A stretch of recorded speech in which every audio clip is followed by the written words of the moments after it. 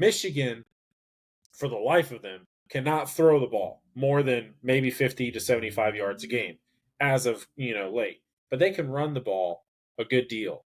So how is this game going to play out? I mean, because Washington, I think that they have a good chance, and I think that their offense is also something that we have to look out for. But then you look at Michigan's defense. Michigan's defense is, kind of right there as well. So should be a good game. But I want to be surprised if the Washington Huskies pull this win off.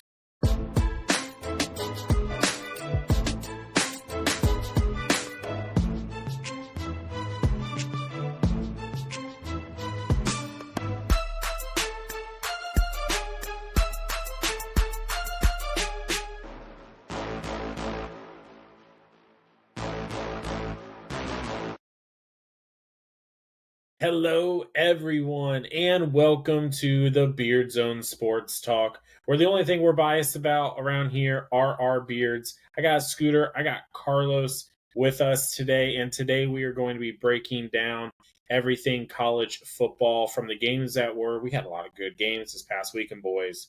Oh, I saw Carlos run around his pool in a full sprint. Pulled a hammy. Dude, it was impressive. And, and then let's be honest, there's not too many games to talk about, but we are going to be breaking down some games that we are seeing, maybe some upsets to kind of keep an eye on this week. But before we get into all of that, do us a favor, hit that like button, hit that subscribe button. That is the best way to continue to support us as we grow this college football season. Carlos, I just mentioned it a second ago. This Miami-Virginia Tech game, and the fact that you called it last week saying this is a trap game, boy, it sure did feel like a trap, but your boys ended up pulling it out. The refs were on your side. It was a catch. I'm not saying that it wasn't. But they definitely wanted to make it out of Miami alive that night. So good call by the refs. They lived to see it the next day. But, wow, what a game. And Cam Ward is legit. Some of the plays that he was able to do, especially there towards the end of that game. Yeah. So let's dive right into it. What all did you see that game from your Miami Hurricanes?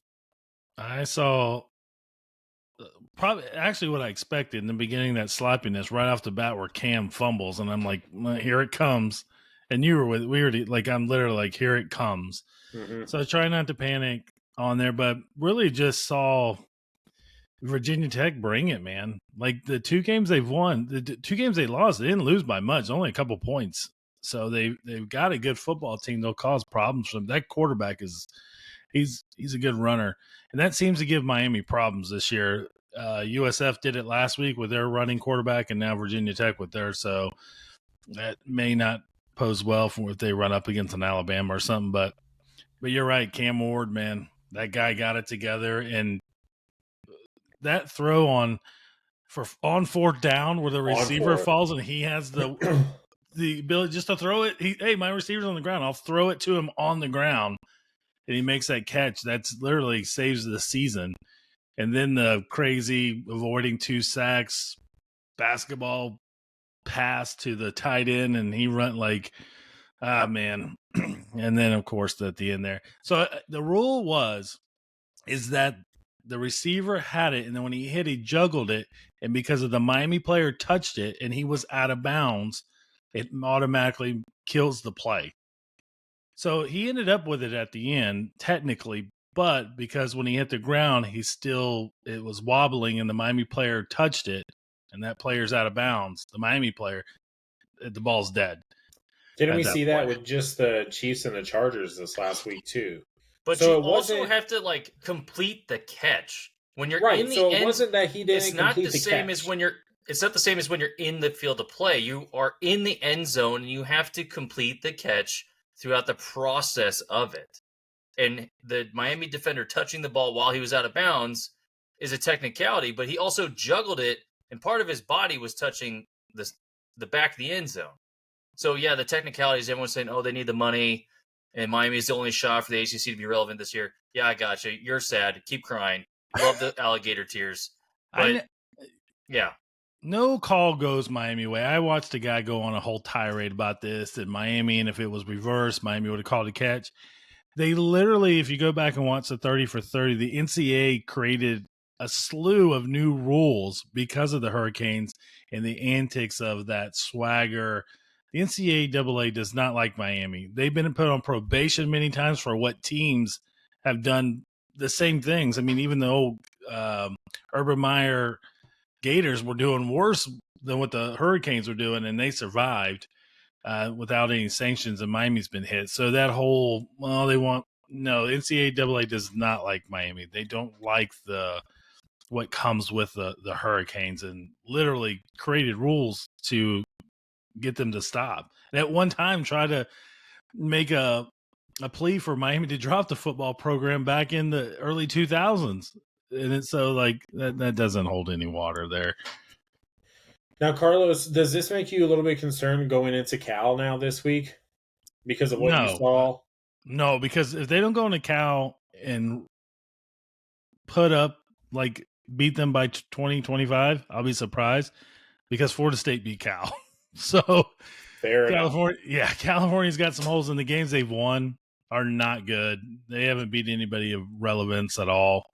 It's very small teams. So, I mean, you're traveling to the West Coast. I don't think Cristobal allows it this time. Hey, you Friday night, get it, trap game, rivalry that goes back to the Big East. But going to Cal, no, I don't see it. I think Miami does their thing. They're going to be, game days there. So I think I think them dropping in the polls from this performance actually might bring back a little bit of that fire, because they dropped from 7 to 8 because of this. And that's with Georgia losing as well. And I believe another Ole Miss losing. So between those two losing, I thought they would go up to 5 or 6, and they actually dropped. So that may, I think that gives them the fuel. I'm happy to see the drop as a fan. That way they go into Cal, do their thing, because they've got a couple tough games coming up after Cal. Something that I want to see from Cam Ward moving forward, he's got to clean up those interceptions in the red zone. There was a couple of interceptions. There was a couple of turnovers that he did there, like with Virginia Tech when they were down in scoring position. There were some times where I felt like he hung on to the ball just a little bit too long. Just get rid of it. We saw several times that that game on Friday night, Carlos, where, just get it out of your hands. Your offensive line is getting, pretty beat up. You're feeling the pressure. Just get it out of your hands. Make smarter throws. But the good thing about it is that this kid he is one level the entire game, from the kickoff to the very last play. He doesn't go too high or too low throughout the game. So it should definitely help him moving forward. Scooter, I know that you're excited to talk about this game, and this is going to be Bama, Georgia. This game was a roller coaster. I'm not going to lie. I went to bed at halftime. I was like, all right, I'm good. Don't blame you. I went to bed at halftime. I'm like, it is what it is at this point. Georgia's just, they're just getting their butts kicked. And that's exactly what it was. And then when I woke up, I actually woke up and the first thing I saw was your text message in the group chat. And I went, oh, damn it. No way. Did they come back? And I looked at the score, and sure enough, Alabama still pulled off the win. But hot damn, man. What a thrilling ending to that game.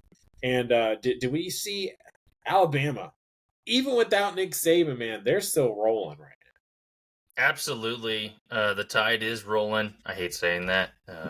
I'll probably never say that again in my entire life. But Georgia arguably just got stomped in the first half. It was probably the worst offensive showing next to them playing Kentucky the week prior. I thought they were going to come out hot and kind of prove themselves. That happened in the second half. I don't think the Dogs are out of it at all, but they do have a tough road moving forward. They got to play Texas, and then they got to play Tennessee, so it's not going to look very clean. I think there's an Ole Miss game in there, but Ole Miss is a joke because they actually lost to Kentucky. So I'm just going to read this off. Georgia had 3 interceptions and 1 fumble. That's 4 turnovers, and you still somehow kept it close. So is that it? Does Bama need to clean some things up? Probably, but you also played arguably one of the best teams in the entire nation. So, but Georgia had atrocious defense in the first half, and they couldn't stop him in the second half. Jalen Milroe and Ryan Williams might as well just be toe-to-toe right now in their Heisman candidacy. Ryan Williams is only 17 years old, and he put up 177 yards and a touchdown, and he completely embarrassed the Georgia secondary the entire game. And he basically did 2 spin moves, kind of hesitated, and was like, oh, I'm not playing a video game anymore. I got to score this touchdown. And then scored. It was like, come on, man. You're the Georgia Bulldogs, for Christ's sakes. Play some defense. There was no pressure on Jalen. So it was like, what are you guys doing, man? The entire game. Milroe, I can't remember. He had like 130-something yards rushing. The pass offense or the pass defense for the Georgia Bulldogs, they let up 374 yards passing, which has got to be the highest they've let up in a very long time under Kirby Smart. And then 173 yards rushing, man. You got owned. Straight up owned. So if Kirby Smart doesn't, get that ass this week, and I think they have a bye week to go in, to their rivalry games and so forth. So if Georgia cannot get their stuff together, and honestly, the SEC is still probably going to have 3 to 4 teams in this playoff. And right now, Bama, Georgia, Tennessee, Texas. That's how I see it. Mizzou is always that weird one, right?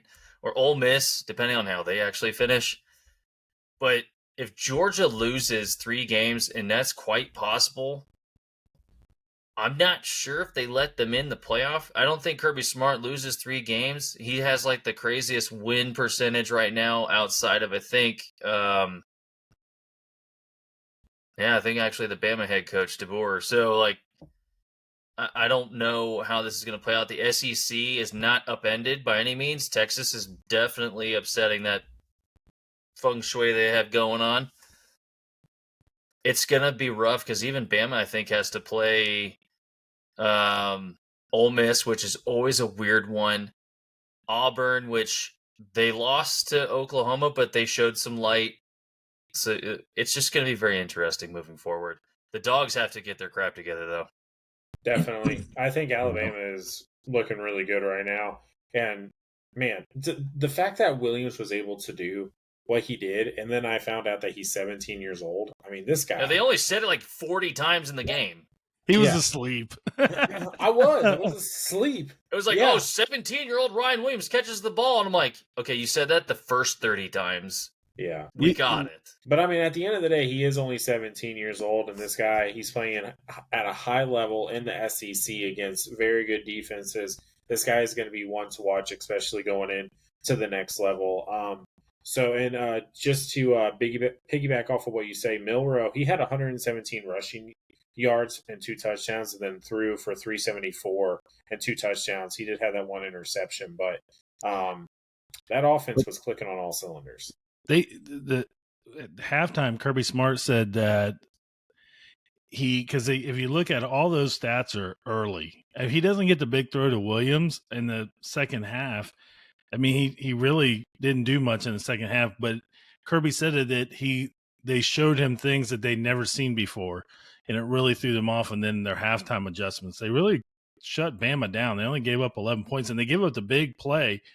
I mean, that's just I don't know what you do with that. Catch, pirouette, spin, and then speed takes in. But I still don't trust Milroe. When Kirby did, they adjusted so he couldn't run in the second half, and you've got to make this guy pass. Other than that one pass to Williams, he doesn't do anything in the second half. And Beck, I was more disappointed in that guy. They have a chance to win it at the end. And I don't know what the heck kind of a fade throw he was throwing there at the end. It was terrible. And I don't like the play call. I like the receiver they're throwing to in Colby Young because he's a big guy.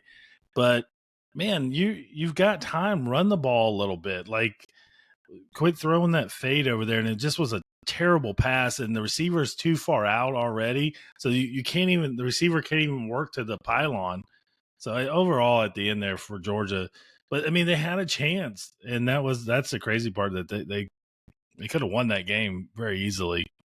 But But yeah, man, those are two games. Like, man, you couldn't. That's a lot. Yeah, That's a lot of emotions. that is why we watch college football. I mean, at the end of the day, I looked at my wife and I was just like, these games right here, like these are the games that is why I got into college football last year. Why so many fans continue to get into college football year in and year out, and then they continue to stay to watch because there's never a game that you can obviously fall asleep to. I mean, because I was kicking myself that I didn't watch. Now, of course, I watched the highlights right the next day, but it's not the same because you already know the outcome. So it's just you don't have that same emotion. So, but let's go to another young player who actually got a start this week, and it's for that Texas team that you're talking about, Scooter. Archie Manning, the what the future of college football is, right? So he had a hell of a game.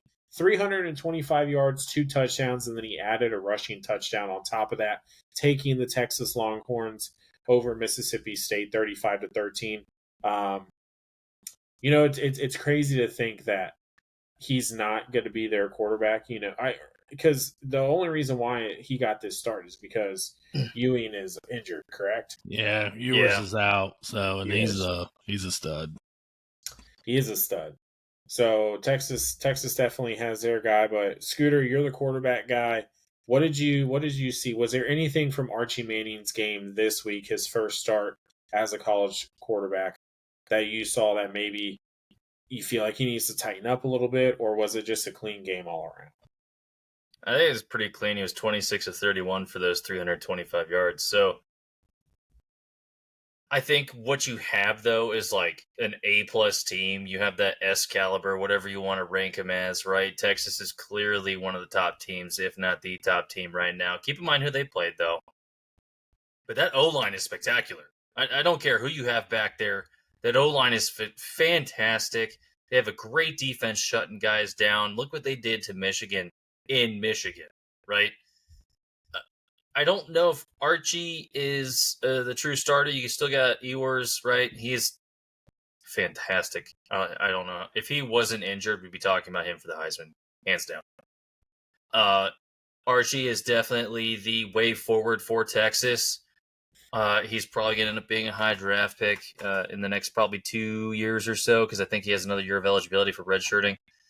But if you're Texas, you're looking at that quarterback room going, thank you, Jesus, because without Texas boosters, Archie was going somewhere else. And there's a whole lot of money floating around college football. We see all these guys moving and crying about not getting paid. Got it. Different conversation. But Archie Manning in Texas, they didn't skip a beat, man. I can't see where they missed the ball. I can't see, like, there were some weird misreads or bad routes for those, 5 misses. But outside of that, man, they're very clean.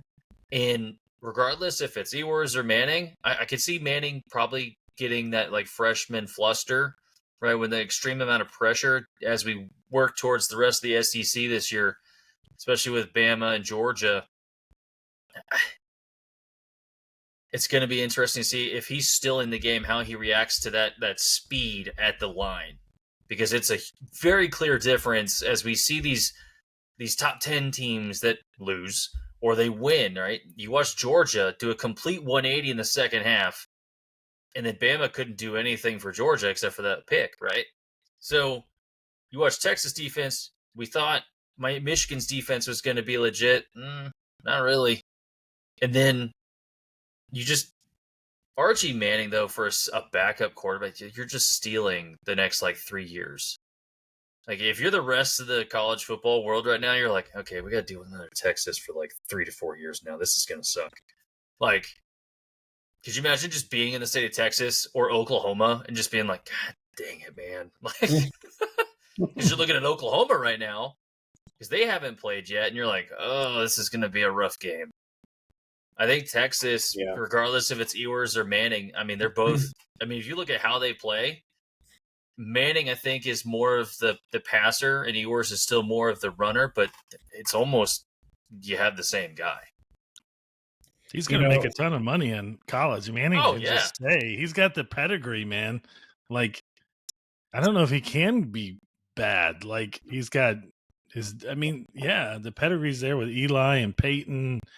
Ah, man. I mean, he could I'm be like curious. DJ. I'm curious to see if they got a bye week and then they got Oklahoma. I'm curious to see if Ewers comes back for that game he's slated to, but it's kind of like an iffy thing. So would love to see Manning go against Oklahoma, but there's a chance Ewers is back at that point. But it's literally like Brett Favre, Aaron Rodgers. Oh, Favre went down. Okay, just put Aaron Rodgers in. So it's like, Yeah. you're not losing anything when one goes down. No, and something that I saw of Manning, you want to talk about pedigree. The guy, as young as he is, you can see his brain, his football IQ working before the snap. He's making Look at the his reads. family. I know, that's what I'm saying. It's the pedigree that comes with the Manning, right? It comes with the Manning name. I mean, he's able to make those reads. He's able to read the defense pre-snap, and he knows exactly where he wants to go with the football afterwards. So shout out to Texas for landing him, because I mean, gosh dang, man, yeah, shout out to those Texas boosters for forking out some ton of money. Fair enough. SMU's like, you gotta be paying kidding. him. They SMU. big. USC, Notre Dame, A&M are all like, come on. The reason I really like him, he's a good character kid. He could have easily hit the portal when Ewers said he was coming back another year. And Texas tells him, hey, we're staying with this guy. There is no quarterback competition. A lot of kids would have hit the portal and, been butthurt. So it shows a lot of his character that he's like, I'll wait my turn. Yeah. And he's gonna when he's the starter next year, he's gonna light it up. Yeah. Speaking of a character and a team that I feel, well, I just don't like a lot of their characters on their team, but that's the Colorado team led by Deion Sanders. And I mean, hey, at the end of the day, they're 4-1 right now. Still don't really like. I'm not a believer in this team. Travis Hunter is the real deal. That he's legit. Outside of that, I really don't believe anyone on this team, but they did get a big win over UCF. A lot of people are saying it's UCF, but this UCF team has a very high caliber offense, and Colorado was able to answer, and they came up with a big win there against UCF, 48-21. Should we be threatened by Colorado? Maybe. No. If Travis Hunter is anywhere on the field, probably. There's always like a weird. So look at the stats. Travis Hunter accommodates for roughly 26 to 25% of offensive production and scoring. Keep that in mind. He plays both sides of the ball. So let's take a flip here. On defense, the targeting side for Travis Hunter is 12%. That's it. And he shuts dudes down 9 times out of 10. And he gets the interceptions too. So you really can't throw to his side of the field when he's playing defense, and you got to double on him when he's a wide receiver, and you got Jimmy Horn, you got the Walker dude, you got Shador, you still got the running backs that they finally started running the ball instead of throwing for 500 yards a game. So what we saw, though, was the defense for Colorado finally show up against a team that runs the ball. I think it was like 300 and they average like 340 or 374 or something like that. Yeah. A game. Like that's ridiculous. They don't even have the triple option like the military schools. So UCF's not a slouch. They do have things to clean up, absolutely, on defense. That was really bad. But they couldn't move the ball. KJ Jefferson couldn't throw. He was running it. He's like a huge version of Cam Newton. I think he's bigger. But he's not that fast. He has a heck of an arm, but Arkansas canned him because he couldn't hit anybody. So is Colorado a threat for the Big 12? Maybe. Utah lost last week. UCF got beat. But you still have OK State, Kansas State, Iowa State, which is somehow in this mix. I just don't know. I don't know. There's too much to look at with Colorado moving forward. Do they have a shot? Yes. I think it's more 50-50 as you look at their schedule, though. Carlos, you were pretty quick to say no. So what about this team? Are you just not seeing? They're just in a terrible conference. Big 12 is not that great. When BYU is your threat, I don't know. Coming from an ACC guy. All right, cool. Yeah, but we've had a national champion before. We've had Florida State put up a run last year. The only reason they don't contend for the titles because they're starting quarterback and then another quarterback and then another quarterback and then they put the guy in from the longest yard in there. So, but I mean, it really, if you go through the Big 12, there's no name in there that's really ever done anything like significant. Utah's made a couple runs. UCF, West Virginia was good back in the 80s. Iowa State's fun to watch, but I mean, there's really nothing there that I would say scares me at all. But they still have a lot of holes. It was a complete game, good for them. You know what's crazy? You ever look at that sideline and see Michael Irvin was at the Miami game, and he bleeds orange and green. He was at the Colorado game the next day. Like, dude, what are you doing? Like, so, but when Tom Brady is your quarterback coach for Deion's son, he's got to be good. T.O. is Travis Hunter's wide receivers coach, and then Deion's his defensive back coach. But that kid's amazing. I actually would put him as a front runner for the Heisman. He averages 130 snaps a game, which is ridiculous. Yeah, like even Deion he played both ways. He might only played 10 snaps on offense, and he played them all on defense. So he's averaging like 65 in a game, maybe 7. This kid's 130. That's on average.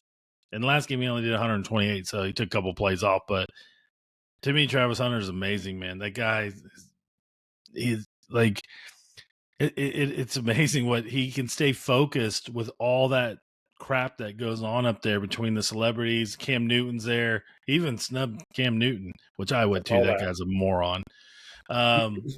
He thinks he should be in the Hall of Fame. Yeah, no. Joke. He's not even better than Andy Dalton. Move on. Yeah, he's definitely a product of a concussion or two from that Super Bowl where he got hammered. But Shedeur might actually be the number one quarterback to go. I don't know, after Beck's showing those 3 interceptions didn't bode well, but Travis Hunter is amazing, man. This kid who, if you're the number one pick in the draft next year, and I don't know who it'll end up being, but if you need a quarterback, but if Travis Hunter's there, the thing is, does he play both ways in the pros? I don't know if he can sustain that. That's a lot of roughing. Yeah. That's a lot of damage. Yeah, I don't know if he can, but I mean, if you could get him in on 15 plays on offense, and then is he a wide receiver? Is he defensive back? Like, don't know what he's going to translate to. I think he's a defensive back that plays 10, 15 plays offense, but I mean, they do have a shot to win the Big 12. I give it. I mean, if they keep playing like that, I don't know who can beat them. Like, that was a good all around showing that they look really good. Yeah, Travis Hunter is the real deal. As you were just talking about, kind of the scheme that he would do or what he could do in the NFL. There was 2 teams that popped directly into my mind. One was your Miami Dolphins, because I feel like that offensive and defensive scheme would be pretty fun. Can he play quarterback? Yeah, I mean, hopefully. Y'all need might have to. Y'all need it. Bring him now. You're about to be a walk-on. So, but and then the other team, which there's no way that they're going to be in position for him, but the 49ers, I think that would be pretty insane to see him there. And that Kyle Shanahan's offense, I think that he would be able to utilize him in those 10 to 15 plays, throughout the game, and then primary on defense. So, yeah. But let's go to some games to look forward to this week. Not necessarily look forward to, but some things to look out for, because there's a few games that we talked about the trap games last week, right? Virginia Tech, Miami, it could be a trap game. There's some games this week that we're looking at, some upsets. And the number one game that I'm looking at is, that's right, my Washington Huskies of last Wait a minute. Washington fans everywhere are in uproar that you switched. I So said soon. last year. Nebraska is going to come for you, Nebraska man. Cornhuskers 2024. The Okay. Washington Okay. Huskies of 2023 always have a good place in my heart. So, but the Washington Huskies play against the Michigan Wolverine, and so looking at a couple of stats here really quick. If you look at the Washington's defense overall, they're top 10, but it's primarily in the passing game. They play really really well against the pass, but their rushing defense is where it struggles, and that plays into Michigan's strength. So that's where we kind of have to have this discussion because Michigan, for the life of them, cannot throw the ball more than maybe 50 to 75 yards a game as of late, but they can run the ball a good deal. So how is this game going to play out? I mean, because Washington, I think that they have a good chance, and I think that their offense is also something that we have to look out for. But then you look at Michigan's defense. Michigan's defense is, kind of right there as well. So should be a good game, but I want to be surprised if the Washington Huskies pull this win off. Yeah, I agree with that, dude. It's a redemption game for Washington, and currently they have a 57.7% chance to beat them. By the way, their quarterback for Washington hasn't thrown an interception yet, contrary to Michigan, who likes to throw interceptions. He jinxed Will Rogers right there. The kid's Yeah. going to throw 2 picks now. Dang it, Scooter. Opening play. I still got the Huskies. I have the Huskies winning it, man. You can't throw the ball, man. You're Michigan, and I don't know what's going on. I think they're like, their last game, they were 6 of 15 on third downs. Their defense was just awful, man. I don't know. Their defense only let up 38 yards rushing, though, which isn't an issue for Washington since they throw the ball, but they gave up 258 yards in passing.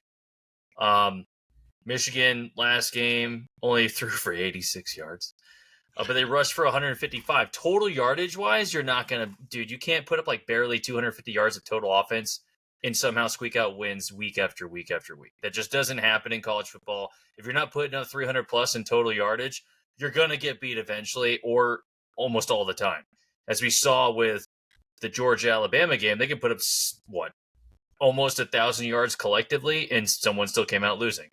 So Michigan, I think, should be very, very understanding that there might be an upset this time, and they're playing in Washington, right? This is not the same teams we saw in the national championship game. Got it. New coaching, new players for both teams. Michigan has more consistency, but I think Washington scores easy 21 points in this game. Yeah, I'm going to say it's going to be like a 21-13 game unless Michigan somehow teaches the guy to throw the ball for positive yardage, because in 2 games, he's just barely over 100 yards. That's insane to me to think that a quarterback in college throws for 30-something one week, and then he's up to 80 the next, and they only rush in an 155. That defense, but you look at like last week, they're putting a lot of pressure on that defense and it's out in the field because Minnesota was able to come back and almost steal that game last week. It was like 24 something to 7. They come back. I think Washington. I think this is the downfall of Michigan. I foresee multiple losses coming their way. Well, that team definitely doesn't beat Ohio State. No, absolutely not. Or Oregon. There's no way. Yeah, I mean, they've got between Washington, they got Illinois, which will be tough. Then they got Michigan State. That's a big rival game after that. And then they got Oregon. I'm going to chalk that up as a loss now. Heck, they even got Indiana after that. They might not even win that game. Indiana's ranked. And then you ended it with Ohio State. That will be a joke of a game. Unless something drastically happens with the passing game, and they do. It was funny. I had to go back, David. When we were watching the game, who did that quarterback for Virginia Tech look like? Oh, Jalen Hurts. So they go get Jalen Hurts to come play for Michigan. That kid looked just like Jalen Hurts. We have to go back and watch some film. And there was also another player out there, Amari Cooper. That looked like Amari Cooper. Yeah, it was too close. Wait a minute. Little too close on there. But Michigan, I think, is in a world of trouble, man. Not a good look for that first-year coach. And, yeah. But, I mean, I had to talk to Jim Harbaugh. Hey, man, did you recruit any quarterbacks before you left, or just JJ and that was it, man? Like, Jesus Christ, man, leave that guy something. Yeah, no, I mean, it's tough after what Jim, it's tough to fill those shoes. But I think that you guys are right. I think this is the beginning of the end for Michigan and their season. Sorry, Michigan fans. I mean, from growing up in a household that was, go blue every Saturday. Because my dad's from Michigan. But hey, at the end of the day, I don't see you guys being it. And just like you said, redemption for the Washington Huskies. Let's move on to another game that, Carlos, you said something about this game, and I'm going to have to disagree with you. You said that we might have to look out for a Texas A&M upset over Mizzou. And I want to hear what your points are about this, because I have Mizzou winning this game 10 times out of 10. I just think I've never been a fan of Mizzou. Like, they get ranked high, and there's certain, there's a lot of hype, but I just see with A&M, man, they're building steam with that team, and I think after that loss that they had, they're starting to put it all together, and I just feel like they've got everything clicking right now. They've got the right quarterback with Reed, and Wegman's out. They're running the ball better. The defense is starting to play a little bit better. I've never been a fan of Mizzou. Mizzou is like, they're kind of falling that realm with the Ole Misses and Notre Dame. They're going to lose the game that they should win. And it happens every year. And they're probably going to lose more than one game this year just because SEC is ridiculous. So I see, and it's at home. So Texas A&M has a 12th man advantage.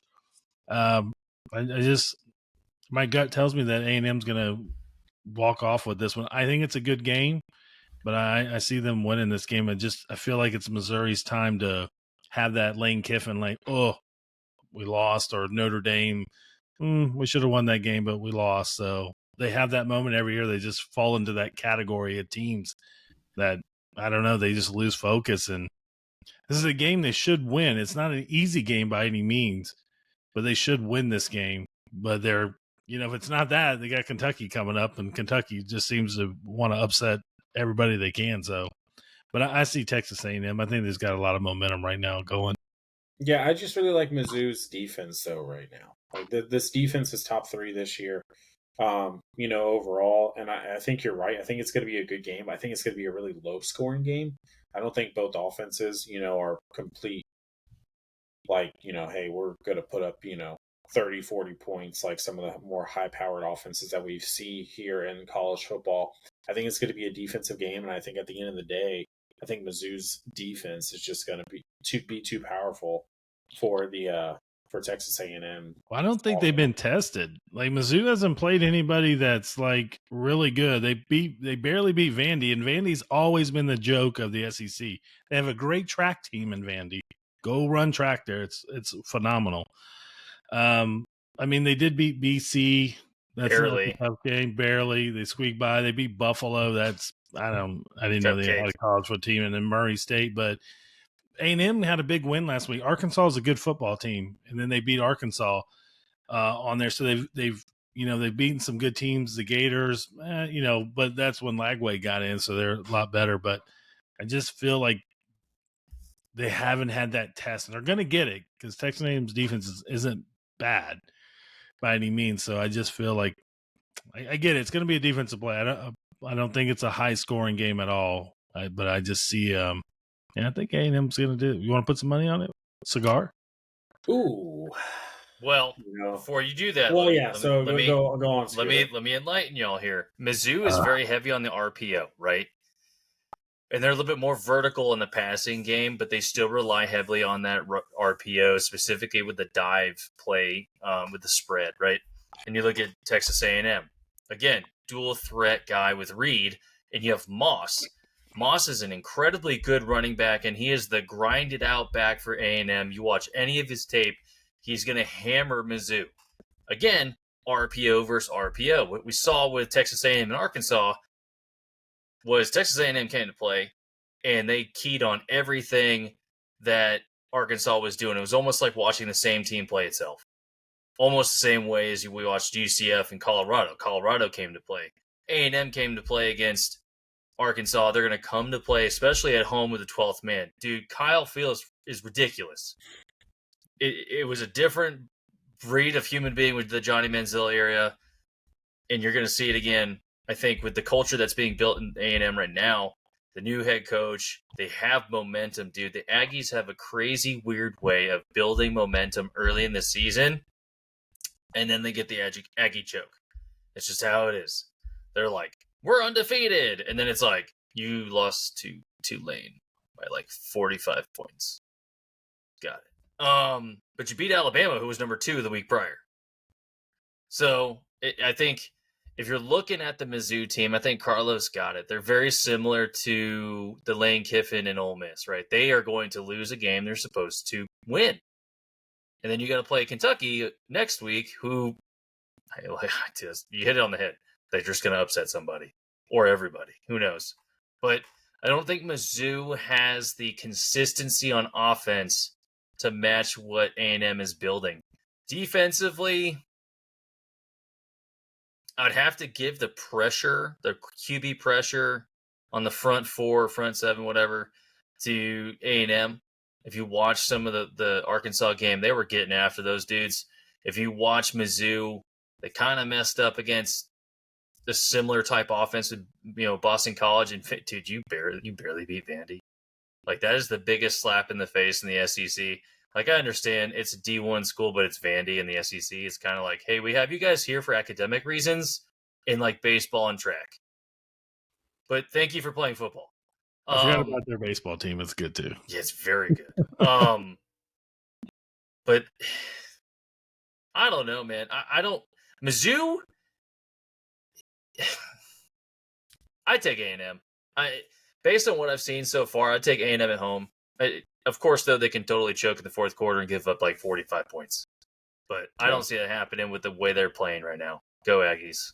Carlos, I'll take your bet next week. We will see who is the winner. I know what cigar you like. You know what cigar I like. Put the money on the table. And winner will enjoy a nice cigar on the other one. But let's move on to our final. David. I'm not. You got a picture of it. I'm not. You know where to go. I'm not going to buy it now. I'll buy one for myself because I'm very curious. But let's move on to the final game that we are going to be covering, and it's going to be about my 2024 team, the Nebraska Cornhuskers. We had a heartbreaking loss against Illinois a couple weeks ago, and now we're going up against the undefeated Rutgers team. Like, what's going on right now? But Scooter, I know that, you have been talking about this game all week long because I think I saw in the group chat at least 5 to 6 times. You were like the commentator who kept saying Ryan Williams is 17 years old. You were just like, Rutgers is undefeated? So I'm curious to see what your take is on this game. And do my Cornhuskers have a shot at beating this undefeated team? Potentially, but real quick. For the first time since 1945, you have Army and Navy undefeated. Insane. Hey. And of course the military guy gets that. Yeah, of course. I gotta rep our dudes, right? So you have Indiana undefeated. They haven't really played anyone, so it's kind of like, eh. But then you got Rutgers, who's undefeated for like the first time since they've played in the Big East, right? They were the running joke of the Big Ten when they moved over, and then Shiano left, and then decided to destroy the Buccaneers for 3 years. But Rutgers is currently undefeated. They have wins over Washington, Virginia Tech, and they beat Miami last year, by the way. So, is Nebraska on upset alert? Potentially. The reason why it wouldn't be Nebraska upsetting Rutgers is because Rutgers isn't ranked and Nebraska is still considered a top or better team. Riola has to have a good comeback for them to be relevant in the Big Ten. You lose to Rutgers and you're in Nebraska, God help that head coach. Because you're just getting the business, bro. Like, this is your year to kind of start your momentum. to compete with Ohio State, compete with Oregon, potentially. Definitely beat Michigan after we're watching all of that train wreck. But this is very weird to watch in the Big Ten as the conference realignment and these teams are shifting in their power, right? Rutgers has a lot of momentum coming into this. You shut down Washington's passing game and you beat Virginia Tech, who is almost on par with Miami, as we saw this past week. So is Rutgers legit? If they beat Nebraska, absolutely. Is Nebraska legit? If they beat Rutgers, they have a higher chance of beating more teams in the Big Ten. I don't think Nebraska is at the Ohio State, Oregon, potentially Illinois level for the Big Ten. Michigan can easily shut them down. They got to play Penn State as well, which Penn State to me is like, you're like begging for a loss at this point on how they're playing. I don't know why, but that their defense is immaculate. But that offense just can't seem to get through. But the passing game for Nebraska absolutely needs to come through, but Rutgers' passing defense is pretty solid right now. Rutgers just needs to not turn the ball over. I think that's where it's going to come to grips here. It could be easily a very low-scoring game.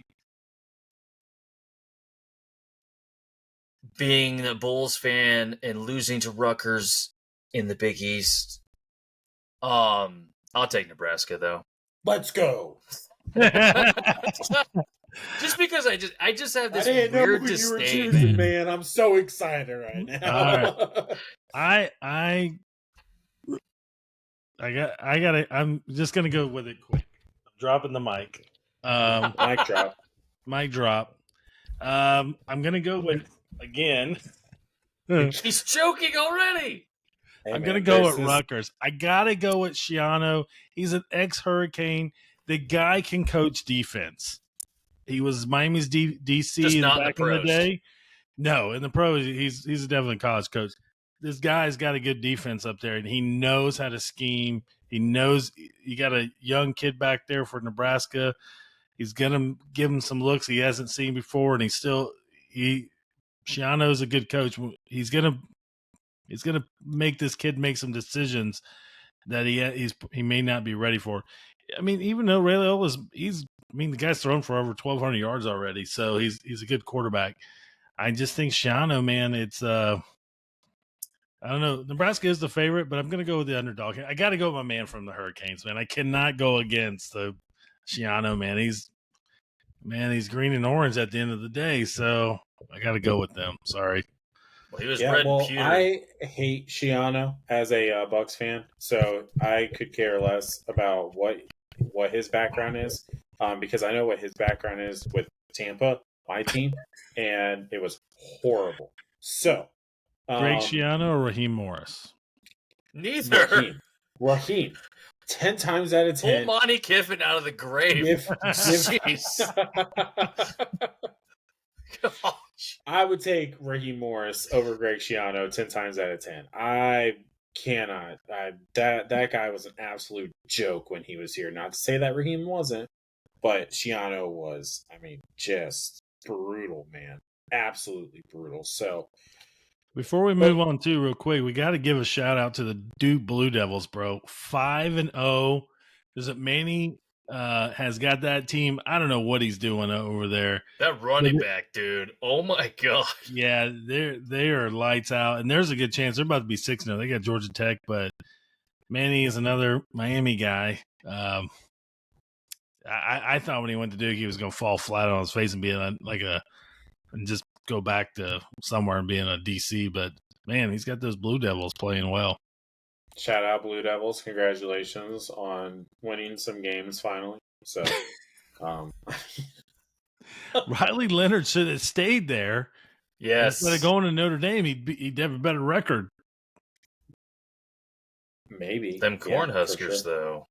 Those Cornhuskers. Let's go. I Screw swear to you, God, Greg if he Schiano. comes with those Cornhusker arms that they put on just 2 ears of corn, Do it. Do it. I Do it. swear to Dude, God. smoking my cigar With the corn, with the corn husk. Yeah. I'll just get an air purifier. I'll smoke it in the house. Just don't tell my wife. I'll just steal some from the farm down the street from my house, and I'll mail my you some gosh. corn. It's Corn. like it's like 2 blocks away. Corn. How did How'd that get in there? Corn. Oh, dang it. Well, fellas, that does it for this episode of our college episode. Yeah, I didn't know where I was going with that. But anyway, do us a favor. If you are still rocking with us this far into the episode, you guys are the real MVP. Go ahead and hit that like button, hit that subscribe button. If you have not, share this video with your family and friends and all of your college football pals, because we are going to be bringing you all the ends this college football season. So you don't want to miss it. And we appreciate you guys. But until next Wednesday, Beardzone. Oh! You know what we should have put an over That and shit's under. still recording. We're recording. We should have done it over and under on 3. Does FSU win more than 3 games this year? If you look at their schedule, tell It's me where rough. there's a win. Well, maybe UF. I don't Tutor, know, man. wait, Langley hold will on. be. They got Clemson. Lost. Carlos, are you still recording? Yeah. Yeah, I'm red too. Duke. What the heck? Maybe. Duke's a loss. Miami lost. I think that I don't even know if they're good enough to beat North Carolina. Then they got Notre Dame. Loss. Charlotte South. They get that one because that's a. That's the give me cupcake late SEC game. I don't think they win more than 3 games this year. That's terrible. Well, maybe we leave this on the recording because it doesn't want to freaking stop. FSU sucks. Can't stop. UF sucks. Somehow FIU is like the best team. No, I'm just kidding. Hold on now. It's really strange watching the shift in Florida football, though. Like watching Miami come up and then UF and FSU suck for like the first time in 50 years is really strange. Miami's going to have to hit the transfer portal for a quarterback again. Yeah, because y'all are recruiting 40-year-old men for playing quarterback. He's the next, Penix and Bo Nix combined? Unless you got Cam Rising from Utah at like 30 years old trying to play quarterback because he's injured every freaking season with his mullet in Mormonville. I'm still recording for some dumb reason. Carlos is showing he's recording too. He's sitting there dropping his mic on his dick. Oh, I'm dropping the mic. It's falling quite far. Again. Your microphone's trying to give you a BJ. I don't know what's going on. She's a good mic. I just leave. It worked last time.